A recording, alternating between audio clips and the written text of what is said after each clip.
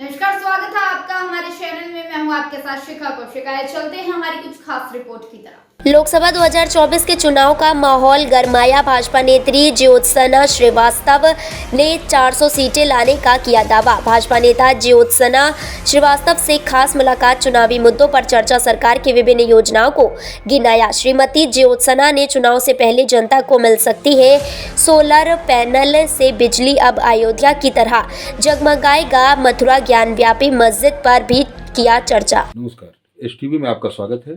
हमारे साथ में भारतीय जनता पार्टी की नेता ज्योत्सना श्रीवास्तव जी हैं। हम आज उनसे चर्चा करेंगे विभिन्न जो कि इस वक्त अगर बात करी जाए तो चुनावी माहौल है। तो ज्योत्सना जी, जो हमारे दर्शक देख रहे हैं उनको एक बार अपना परिचय दे दें। मैं ज्योत्सना श्रीवास्तव लखनऊ से पूर्वी विधानसभा में रहती हूँ, गोमती नगर में। आप लोगों को नमस्कार। ये बताइए कि जिस तरीके से अभी अगर बात करी जाए कि 2024 का चुनाव करीब आ रहा है, तो भारतीय जनता पार्टी और अन्य दल भी जो लगातार अपना अपना काम कर रहे हैं, क्षेत्रों में दौरा कर रहे हैं, तो भारतीय जनता पार्टी लगभग कितनी सीटें ले आ सकती है? भारतीय जनता पार्टी इस बार 400 के पार जाने वाली है। जी हो सकता है और भी ज़्यादा सीट्स आ जाए। जी। और ये बताइए कि जिस तरीके से कांग्रेस मेहनत कर रही है, कांग्रेस लगातार भारत जोड़ो यात्रा में लगी हुई है, यूपी जोड़ो यात्रा कर रही है, तो उसमें आपका क्या कहना है कि कांग्रेस कुछ सीटें नहीं लाएगी? नहीं, कुछ सीटें लाना और बहुमत से ज़्यादा सीटें लाना में फ़र्क है। जी कुछ तो मिलेंगी उनकी, जो परंपरागत होंगी वो उनको मिल जाएंगी, जी लेकिन घटेगी उनकी सीट्स। और आपने कहा जो उनकी यात्रा चल रही है, जी यात्रा से वोटर प्रभावित नहीं होता है। जी वोटर काम देखता है, वोटर विकास देखता है कि सरकार ने क्या काम किया है, और जितने विकास हैं वो आपके सामने हैं। जी तो वोटर तो भाजपा का है ही है। जी। लेकिन विपक्ष तो लगातार कह रहा है कि जनता नाराज है, जनता इनके कामों से नाराज है, कोई ऐसा काम इन्होंने नहीं किया है जनता के लिए।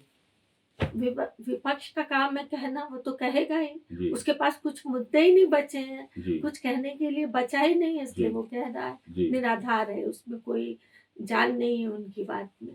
जी वो तो जनता देखेगी। जी जनता देख रही है, आप भी देख रहे होंगे कि जी कितना काम हो रहा है। जी इस समय देश विकास के राह पे चल रहा है। जी देश से लेकर विदेश तक जी पूरी धरती पर भारत का नाम है। जी तो इनके कहने से तो जनता नहीं जाएगी। जी। तो आपको क्या लगता है कि भारतीय जनता पार्टी 400 सीटें लाएगी, लेकिन राहुल गांधी का कहना है कि हम 400 सीटें लेके आएंगे? जिस तरह राहुल गांधी जी आलू से सोना बना रहे थे, उसी तरह राहुल गांधी जी कह रहे हैं कि 400 सीटें ले आने की बात कर रहे हैं। जी जी। जी। अभी अगर बात करी जाए कि इस वक्त जो अभी बजट आया है, बजट में जिस तरीके से तमाम योजनाओं की आपने बात करी, तो योजनाओं में ऐसी कौन सी योजना है कि जो अभी चुनाव से पहले लोगों को मिलने वाली है? चुनाव से पहले तो अभी मिलने वाला है हम लोगों को सोलर। सोलर से बिजली देने के लिए लेटेस्ट अभी कहा गया, घोषणा हुई है, हमें मिलेगा, सोलर पैनल मिलेगा।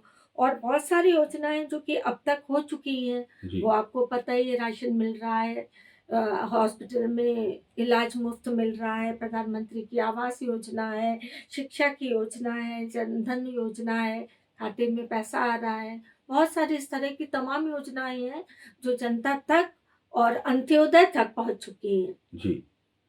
अभी जिस तरीके से बात चल रही है कि जो पीएम का चेहरा मोदी जी का ही सामने आ रहा है, लेकिन वहीं अगर बात करी जाए कि मोदी जी ने ही कहा था कि रिटायरमेंट का टाइम, तो अभी क्या पीएम मोदी ही रहेंगे 5 साल? अगर सरकार बनती है तो क्या मोदी ही पीएम रहेंगे या कोई दूसरा रहेगा? मोदी जी ही पीएम होंगे हमारे। और जी अभी रिटायरमेंट की जो उन्होंने जो टाइम कहा था वो अभी आया नहीं है उनका। जी तो और जनता भी चाहती है, हम सब कार्यकर्ता चाहते हैं कि माननीय मोदी जी ही हमारे पीएम हो। इस वक्त जैसा उनका काम चल रहा है, विदेश में जो उनका प्रभाव है, जैसे वो नेता है वैसा नेता अभी तक तो कोई हम चारों तरफ नहीं दिख रहा है।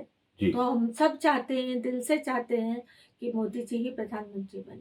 आखिरी सवाल आपसे यह है कि जिस तरीके से राम मंदिर की बात करी जाए, राम मंदिर का स्थापना हो चुकी है, अब इसके बाद जिस तरीके से भारतीय जनता पार्टी या विपक्ष भी लगातार कह रहा है कि मथुरा का मुद्दा सामने आ रहा है, तो मथुरा के मुद्दे को लेकर के क्या कहना चाहेंगे आप?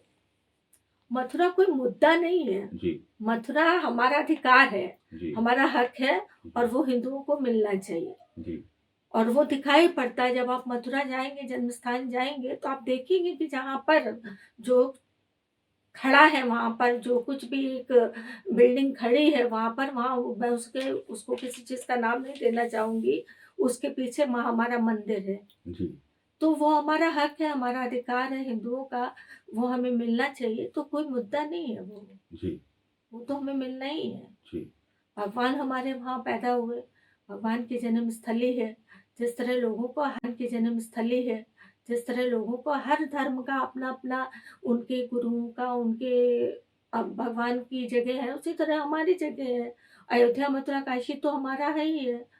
तो वो तो हमें चाहिए और वो दिखाई भी पड़ता है। उसके लिए प्रमाण की आवश्यकता नहीं है। आप काशी चले जाइए, ज्ञानवापी मस्जिद के पीछे जब आप खड़े होंगे, तो आप देखिएगा कि उसके पीछे की पूरी दीवार जो है, वो मंदिर के ही आकृति में है।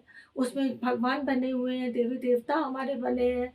जिस वक़्त मुगलों ने तोड़ा होगा, रातों-रात तोड़ा, पूरा नहीं तोड़ पाए वो। जितना उन्होंने तोड़ा, उतना वो तो उन्होंने तोड़ लिया। नीचे हमारे शिवलिंग है, उसके ऊपर उन्होंने अपने मस्जिद बना ली, नमाज़ पढ़ने लगे। जबकि उनके धर्म में तो ये लिखा कहा गया है कि जहाँ बुत पूजा होती है, जहाँ मंदिर है, वहाँ पर पढ़ी गई नमाज़ जायज़ नहीं है। जी तो वहाँ पे जो लोग नमाज़ पढ़ते हैं, ये तो वो भी जान रहे होंगे कि उनकी नमाज़ जायज़ नहीं हो रही है। जी नीचे देखा गया तो पूरा हमारा शिवलिंग है, जी हमारे भगवान हैं, हमारे देवी-देवता हैं। तो वो तो मथुरा और काशी तो हमें चाहिए। जिस तरीके से जो इस्लामिक नेता हैं, उनका ये कहना है कि भारतीय जनता पार्टी की अगर सरकार यहाँ पर रहेगी, तो कहीं न कहीं जो मुस्लिम्स है, उसके लिए बड़ी समस्या खड़ी हो जाएगी। तो इसमें आप क्या कहना चाहती हैं? क्योंकि मुस्लिम ने भी जो आज़ादी से लेकर के और बहुत सारे योगदान उन्होंने किए, बलिदानी भी दी हैं। मुस्लिम भाइयों से कहना चाहूँगी कि उनके लिए क्या समस्या आ जाएगी? किस तरह की समस्या आएगी? सरकार का काम है, मेरी सरकार माननीय मोदी जी जो भी काम कर रहे हैं विकास के, वो हिंदू, मुस्लिम, सिख, ईसाई देख के नहीं किए जा रहे हैं। वो सबके लिए बराबर है। जितना हिंदू उसका लाभ उठा रहा है, उतना ही मुसलमान, सिख और ईसाई भी उसका लाभ उठा रहा है। जितनी योजनाएँ चल रही हैं, बराबरी पे चल रही हैं। तो और मुसलमान और सिख, ईसाई जो भी बौद्ध, जैन जितने भी धर्म के अनुयायी हैं, वो जितना सुरक्षित भारत में है, उतना सुरक्षित वो बाहर कहीं नहीं है। और यहाँ पर हम सब मिल के रहते हैं और हमारी सरकार जो भी काम कर रही है, वो सबके लिए बराबर से काम कर रही है।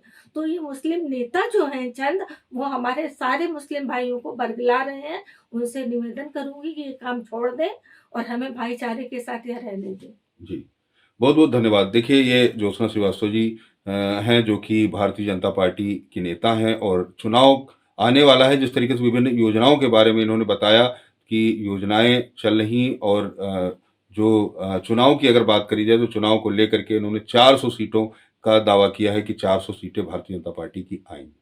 उम्मीद है आपको हमारी खबर अच्छी लगी होगी। हमारे चैनल को लाइक, सब्सक्राइब और शेयर करना मत भूलिए। ऐसी ही खबरों के लिए बने रहे मेरे साथ। नमस्कार।